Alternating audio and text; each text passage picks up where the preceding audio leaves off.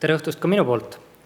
Ja täna ma kavatsen võrdlemisi tempokalt rääkida väga paljudest erinevatest robootikatahkudest. Aga kõige alustuseks vaatame ühte videot. You broke my heart because I couldn't dance. You didn't even want me around. And now I'm back to let you know I can really shake them down. Do you love me? I can really move. Do you love me? I'm in the groove. Do you love me? Do you love me? Now that I can dance. Watch me now. Hey, work it out, baby. Nagu me näeme, see robot on päris võimas. Ja see slaidile ma olen pannud ka kuupäeva, millal see video YouTube'is avaldati. See video avaldati, nagu te näete, aastavahetuse paiku. Ehk siis rohkem kui 8 kuud tagasi. Ja kui selles videos tantsivad robotit ja neid teisi roboteid vaadata, tekib tunne, et valmis, tehtud. Miks ei võiks see robot saada hakkama näiteks Lux Expressi juhtimisega Tallinnast Tartusse? Miks ei võiks see robot tuua meile toidukullerina süüa koju? Või mõnda muud rakendust, mida me robotitele tahaks pakkuda. Et on ju nagu valmis, aga teiselt poolt millegi pärast ikka veel neid roboteid meie ümber maailmas ei ole. Et ma ei taha kuidagi pisendada nende robotite, mida me siin videos näeme väärtust. Need on täiesti erakordsed insenertehnilised saavutused. Kuid seda laadi videod tekitavad sellise dissonantsi, kus ühiskondlik ootus robotite suhtes ja ütleme reaalne see, mida insenerid tegelikult suudavad teha, on natukene lahus. Ja miks nad siis lahus on suuresti sellepärast, et robootika on tegelikult paganama keeruline. Ja ma üritasin kuidagi teisi teadusdistsipliine nagu vähendada, aga siin on mõningad asjad, kus siis lihtsalt mitu erinevat teadusvaldkonda tulevad kokku või insenertehnilist valdkonda. Et näiteks kõige baastasemel me saame öelda, et robotid, et nad edukalt toimiksid, peab olema õnnestunud nii mehaanika, nii elektroonika kui ka tarkvara. Samuti, kui me mõtleme, et millist robotit me üldse tahaks ehitada, et selles eelmises videos oli kõige alustuseks meile inimeselaadne robot ja mõneti võikski öelda, et inimese imiteerimine on ju ühelt poolt kõige lihtsam. Ehitame täpselt sellise roboti ja paneme kogu oma energia sinna ja meil on olemas robot, mis saab kõigega hakkama. Aga teiselt poolt paratamatult võiks küsida, et iga ülesande jaoks ei ole meil vaja inimese kujulist või mõne muu looduses juba eksisteeriva. Ehk siis me peame kuidagi optimeerima selle õige roboti disaini. Samuti inimkeskkond on kujundatud inimesele, mitte masinatele. Meil on siin inimkeskkonnas mingeid elemente, mis on masinatele kujundatud, näiteks sõiduteed, aga suuresti ikkagi me tahame, et need robotid saaks hakkama selles inimkeskkonna maailmas ja see ülesanne on osutunud seni ikkagi oluliselt keerulisemaks, kui paljud insenerid ja tehnoloogia optimistid oleks soovinud. Ja ka inimesed ise on võrdlemisi etteaimamatud. Et me teame, et robotid on tootmisettevõtetes teinud aastakümneid juba väga efektiivselt tööd. Aga kuidas see on juhtunud tänu sellele, et inimene on protsessist vähemalt sellest etapist elimineeritud. See inimese ettearvamatus on viidud robotist nii kaugele kui vägi võimalik. Robotil lastakse teha omapäi.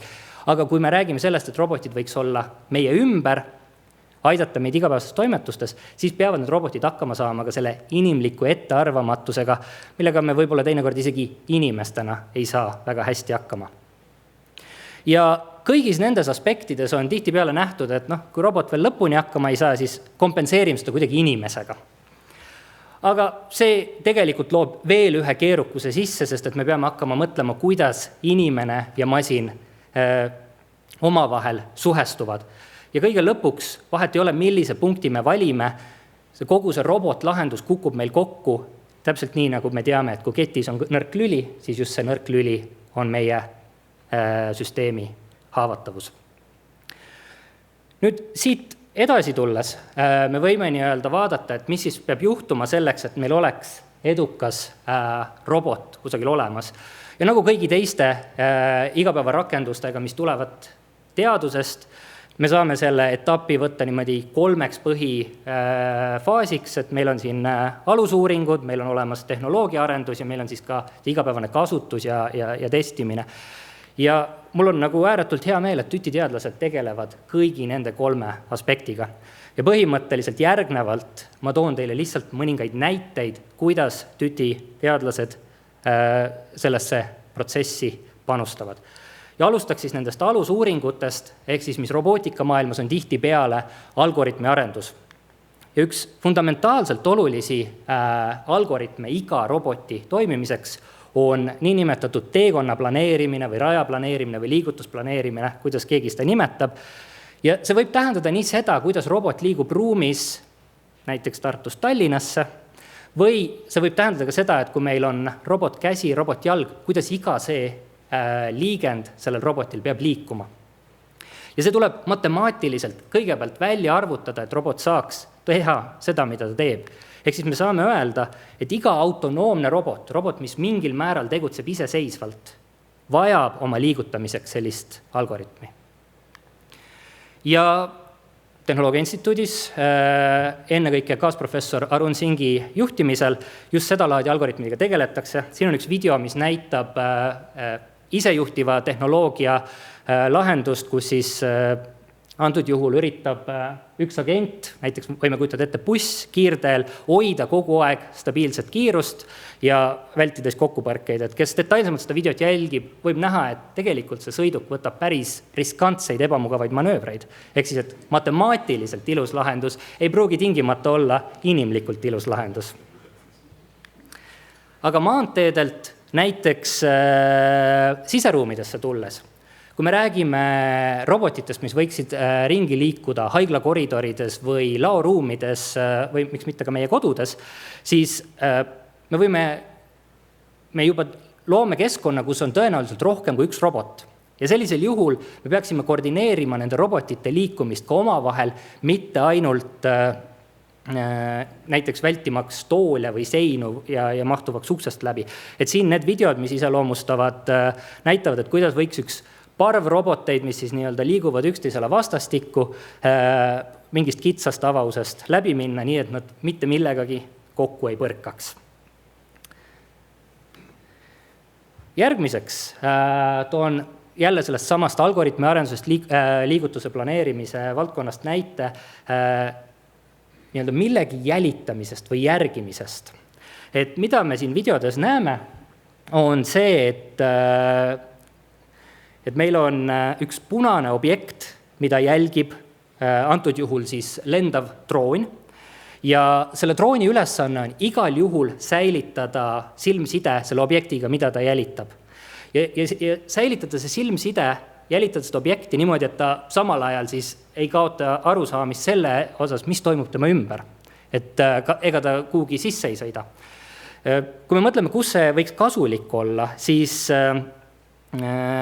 seda tüüpi rakendus, näiteks kui me kujutame ette, et haiglakoridoris kiirustaval arstil võiks olla robotabiline, siis see robotabiline peaks hoolitsema selle eest, et ta on alati selle arstiga kaasas, ta ei jää tast maha, samas ta ei tekita enda ümber mingit kaos seda tormavat arsti jälitades. Kuigi viimane kord, kui ma käisin Tartu Ülikooli kliinikumis, siis mulle öeldi, et haiglakoridorides ei ole jooksmine lubatud. Nii et mida iganes te Ameerika TV-sarjades näete, kõik ei tasu võtta puhta kullana, tuleb välja. Et siin selle jutu taustal te näete siis seda TÜTi teadlaste poolt välja arendatud algoritmi toimetamas väga paljudes erinevates keskkondades, kogu aeg käib võrdlus mõne teise teaduskirjandusest leitud algoritmiga, ehk siis meil on väga toredaid tulemusi. Aga sellel hetkel, kui meil on nii-öelda veendumus, et need algoritmid, need baasalgoritmid, mis panevad roboti tiksuma, on piisavalt head, peavad nad jõudma ka nii-öelda päris reaalsete seadmete sisse ja olema kuidagi siis kellelegi kasulikud. Ja ka sellega me tegeleme. Ja üks valdkond, kuhu me oleme kõvasti panustanud, on see, et kuidas teha nii, et üldse robotite arendus, et kui see on nii kiirelt muutuv ja kiirelt arenev valdkond, et kuidas see protsess võiks olla võimalikult lihtne nii teadlastele, aga ka tarkvarainseneridele.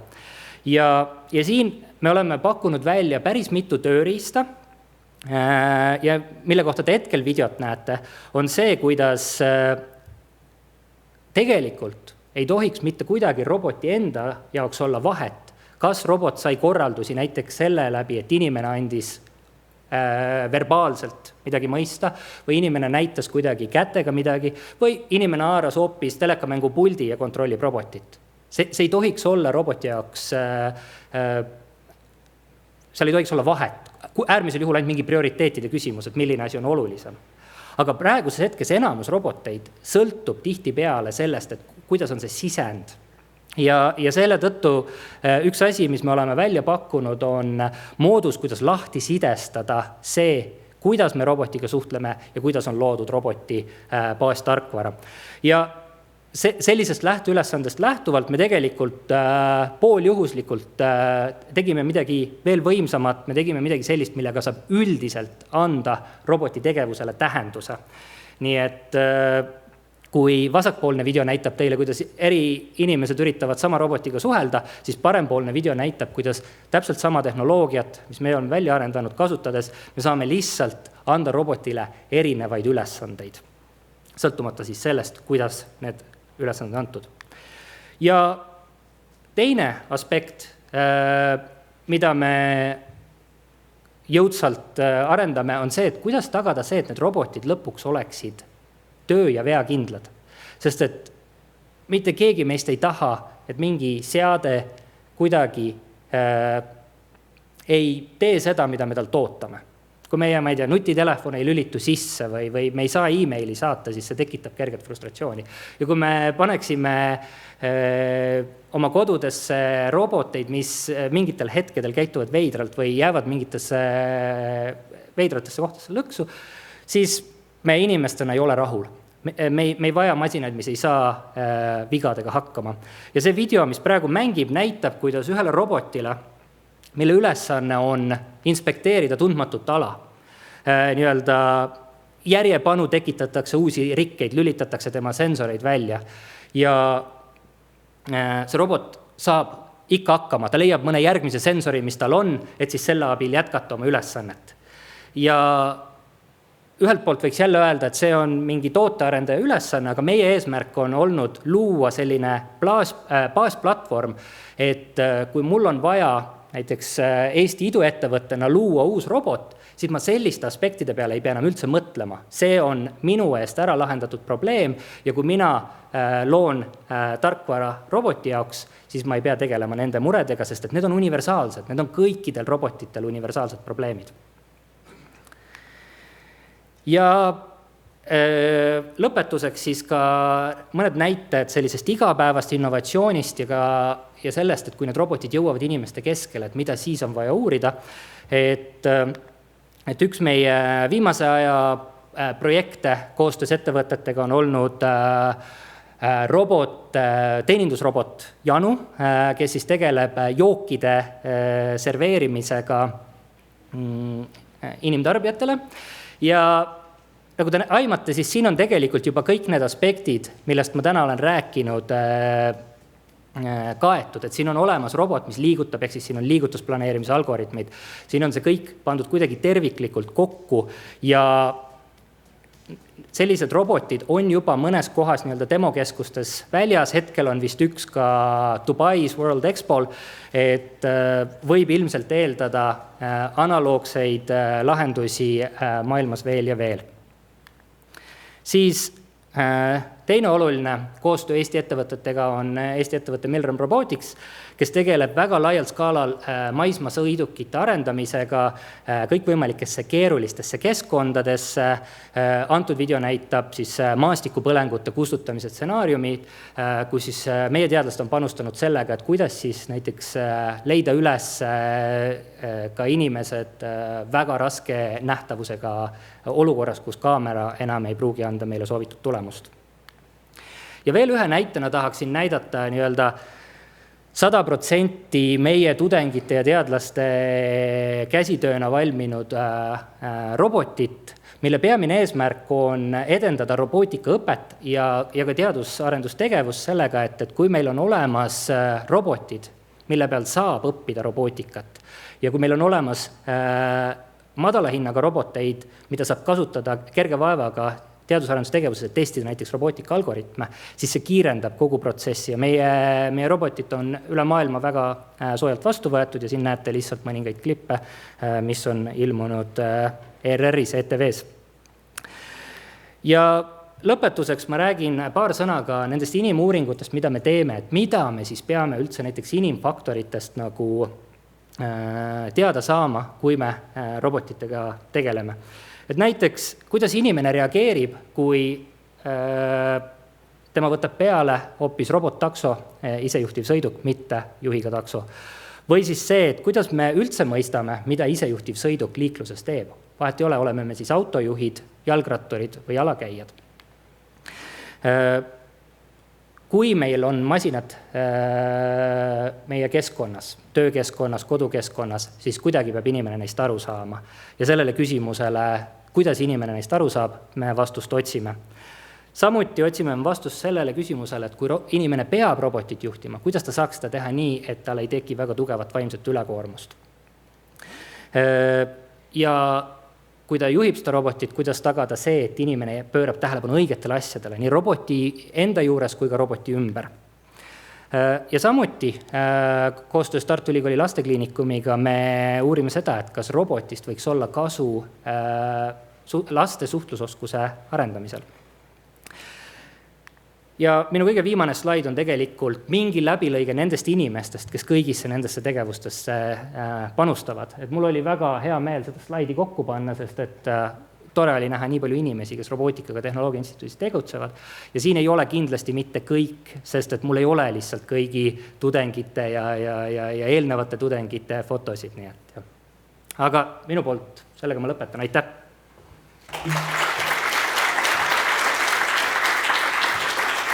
Aitüma! Kas Karlile on küsimusi?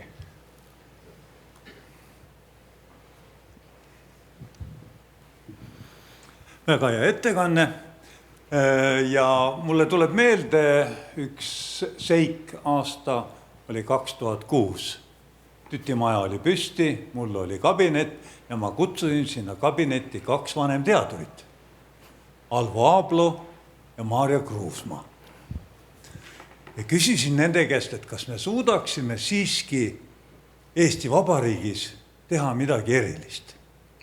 Et kuidas te suhtute sellesse, teie 2 tuntud robootika-alast korüfeed siin meie instituudis. Ja te looksite roboti.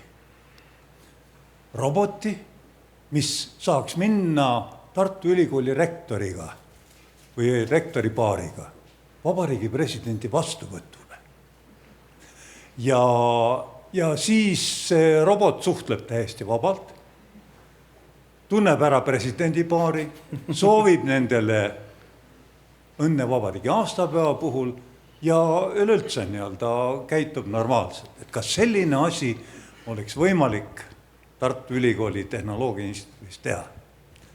Need 2 vanemteadurit vaatasid mind sellise heitunud pilguga, et usta on jälle lolliks läinud, aga nad ütlesid, et see on väga lihtne ülesanne.